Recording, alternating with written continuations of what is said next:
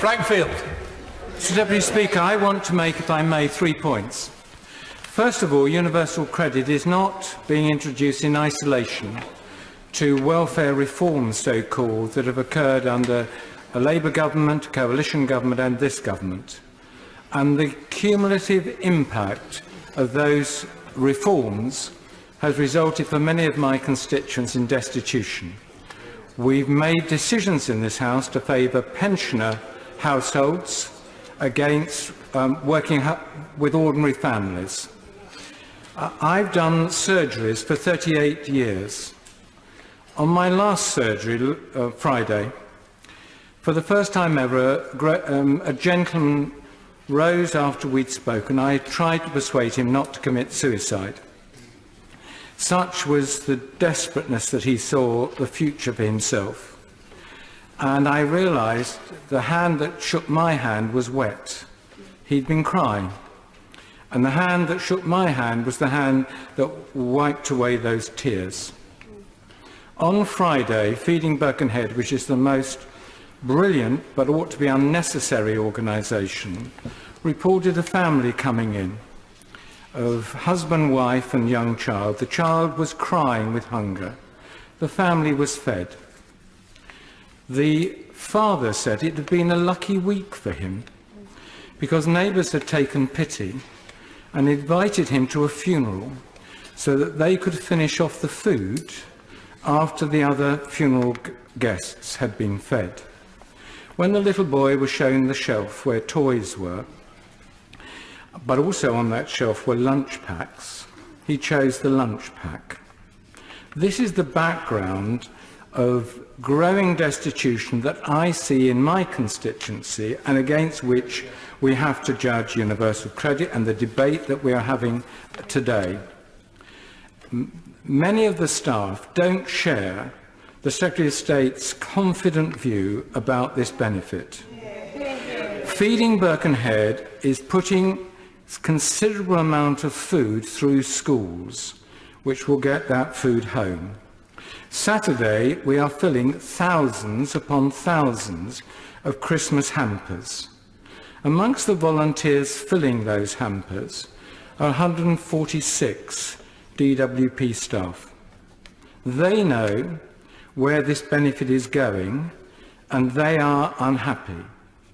Their inability, the Secretary of State's mumbling, their inability to show their normal compassion by having discretion is an issue of such importance that we will return to that soon.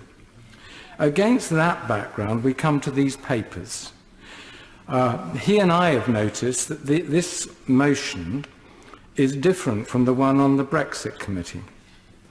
The Brexit Committee was to receive the papers and lay before the House. This motion does not ask that. Now, I love being a member of the DWP Select Committee, but I can assure you, Mr Deputy Speaker, we are not made up of a group of Trappist monks and monkesses. People will naturally want to talk. And therefore I will be asking, before any documents come over to us, what the Speaker's interpretation of this motion is, and what sense of secrecy or of honour bind us when we get these documents. Because even if we only read them, it's surely going to affect how we pose questions. Because if it was also good, then in fact I would have thought we'd have had these documents a long time ago. I give way, but I do want to finish quickly. The Right Honourable Member is making an incredibly powerful and emotive speech, and I could commend him for it. Does he not agree that this partial publication and giving the redacted copies to the Select Committee leaves its members, his members, in an invidious position? And does he not think, as the committee chair, that it would be far better for the government to publish these reports in full and in a public way, as has been said by the Information Commissioner's recommendation? Well, that's why I'm going to come and seek the Speaker's advice, and that may be why partly the Treasury bench has accepted the motion. because it now shifts all the pressure from them to the Select Committee. And as I said, we are not thankfully made up of a group of Trappist monks and monkesses, that we're all very, very active members. The last thing that I want to say, and perhaps it's in a way the most important, the government and backbenchers, rather rude one to my honourable friend earlier on, keeps making assertions about the wonder of this benefit for which there are no figures in the public domain. We do not know how this benefit is affecting the work record of, apart from the most simplest claimants. We do not know from the government the effect on rent arrears or on the use of food banks. We don't know fully the numbers of people who are waiting in our constituencies more than 6, soon, thank God, I congratulate him on it, 5 weeks, all important concessions. And what the plea I hope our Select Committee will now do is, in this great spirit of openness which the Secretary of State has landed the Select Committee, we will very shortly be putting before you the data which is on the workings of this new benefit, which will tell us in a very real way whether those grand assertions that the Secretary of State makes, his ministers make, continue to make, are true or not. I hope they are true, but none of us have the data to back those up.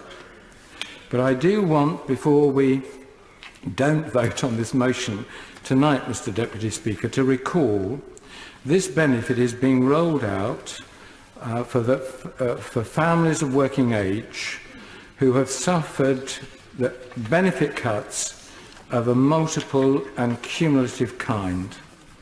The effects that I described, how does an MP persuade somebody to give them hope when I don't have hope for them of things are going to radically improve, not to top themselves? What do we do to a family that last year gave toys to the project for our Christmas hampers, but has so been reduced in circumstances that this year their little boy cries with hunger? That's the message I want to go out from this debate. We will receive these documents. We will receive advice on what we're to do with them.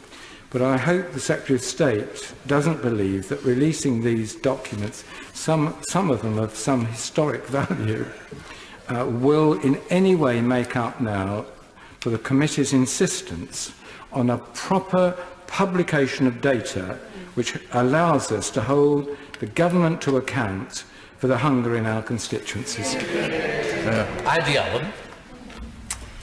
Thank you, Mr. Deputy Speaker. I don't know where to start after that. I'm humbled by the words from my honourable good friend from Bergenhead. No government is perfect, no benefit system is perfect, no debate, no motion is perfect, but by God we work together and make this better.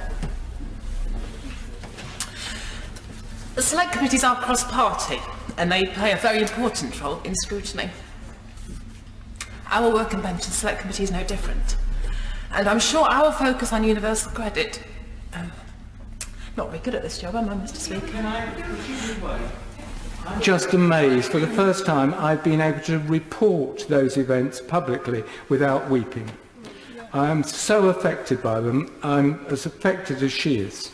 And that's the debate that we're really having. How do we represent here the desperateness of many of our constituents when many of us feel we can't offer them hope? But I fear that may not have helped my honourable friend, but it was meant to.